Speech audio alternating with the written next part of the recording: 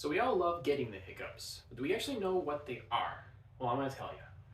We have an irritation, usually inflammation, and it's going to irritate the phrenic or the vagal nerves, usually the vagal nerve. That irritation is going to end up causing that involuntary spasm of your diaphragm that you feel with a hiccup, along with contraction of the intercostal muscles that are between your ribs. And then in addition to that, you're going to have a sudden closure of the glottis, involuntarily of course. That's what causes that classic hic sound of the hiccup. So that is the process that leads to the hiccup. If you know a good way to get rid of them or some secret cure, go ahead and put it in the comments because I'm sure we'd all love to know.